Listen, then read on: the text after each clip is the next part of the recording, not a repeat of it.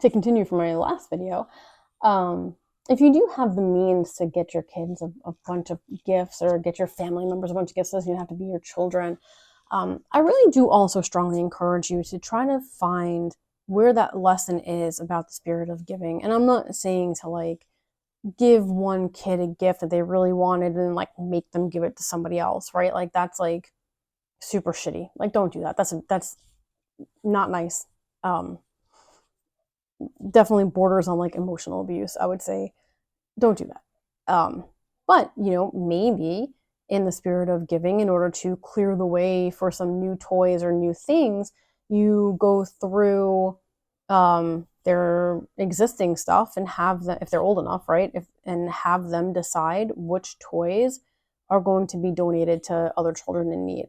Or if you are going out Christmas shopping, take a trip with them and have them pick out something to like donate to Toys for Tots that accepts new packaged gifts, right? So if you have the means to do that, then that's a great way to start reinforcing the idea of the joy of giving and the season of giving.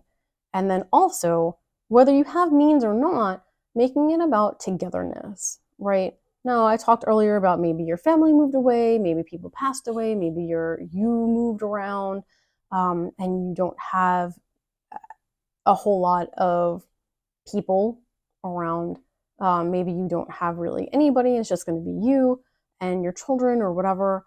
But I really encourage you to make it about as much connection as possible.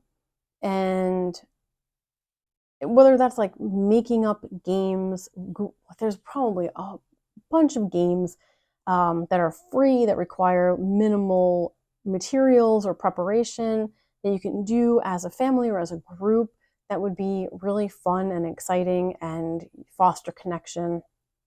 Um, so I strongly encourage you, again, regardless of what level of means you have, to